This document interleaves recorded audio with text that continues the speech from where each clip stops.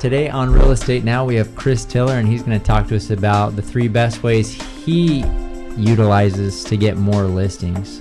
So share with us, Chris. Yeah, so top 3, there's no magic formula. I think I probably follow the majority of what most agents who've been in the business quite a while. Number 1 is by far referrals and relationships. So contacting your previous clients and just keeping ongoing relationships with the goals and the life cycle of your client.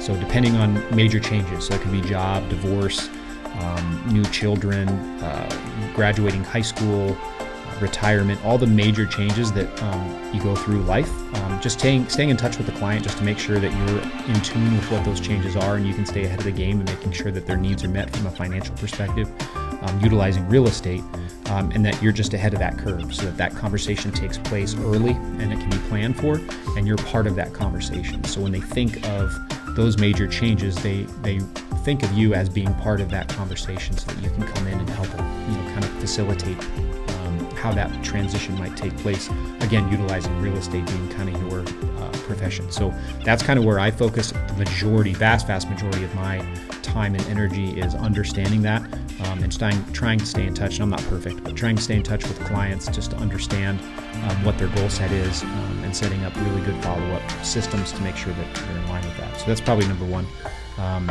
by far. Number 2 for me is open house like closing parties, and then you've been to a couple of my client appreciation parties. So those are my big ticket items. I don't spend money on advertising, so I reinvest my money as opposed to going to get new clients in developing and building the relationships with the sphere that I currently have.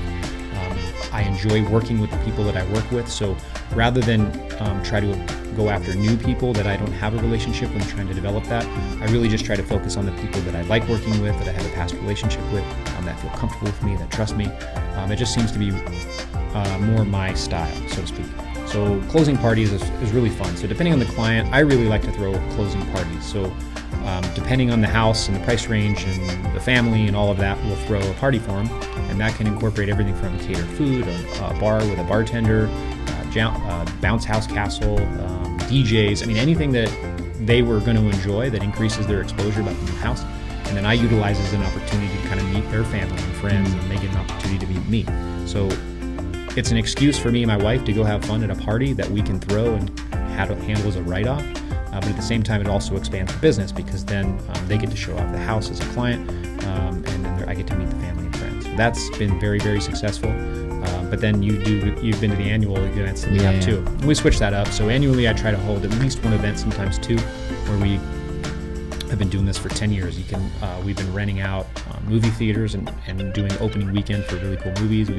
We substitute that from kids movies to adult movies and make it a date night or a kids night on a Saturday in the middle of the summer to get them out of the heat.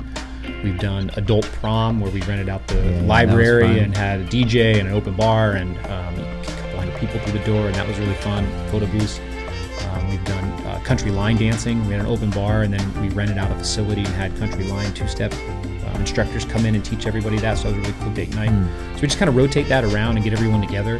That's always been really, really fun. Again, just to reconnect and make sure we stay in touch, and then ask for referrals. So that's always a big one. The third one, if I had to resort back to it, those 2 are probably my main focus by far, but open houses. So open houses are just easy, low-hanging fruit. It's the oldest trick in the book, but it still works.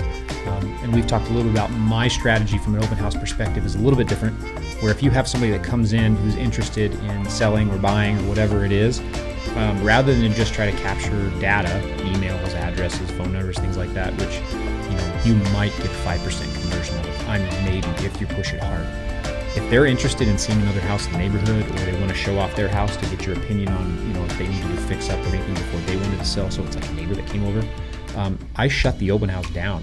So I have a sign that says we'll be back in 20 minutes, and that open house is done for the time being, and I go get that client. So if they get in your car or they show you their house, that relationship is established. Your conversion ratio on that goes from a 1 to 5% maybe to a 75%, and it's right then. So if an open house is going to convert 1% of the time, meaning somebody's going to walk into that house and buy it, I would much rather take the 75% conversion than the 1% conversion.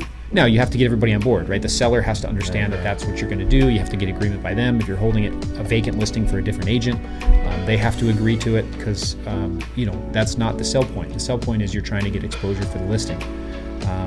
But from a listing perspective, trying to capture new clients, shut it down. Go get your transaction. Absolutely. You're there to help people. And if the person walking through the door doesn't want to buy that house, you're a professional. Go help the person that needs the help. So if somebody's truly interested in buying that house at the open house, and they see a sign that says be back in 15 minutes, and they want to see that house and they're gonna buy that house, they'll be back in 15 minutes. If they're not, they're perusing anyway. It's not gonna be an issue. Sure. All right. So to recap, number 1, sphere of influence. Number 2, closing parties and I guess the client appreciation. Appreciation, and 3, open houses. So for more information on those, or if you have questions about how to execute those, I mean, those are all really big things, but there's a lot of little things you can do within them to help convert into listings. So if you have any questions, leave a comment, and we'll see you guys on the next one.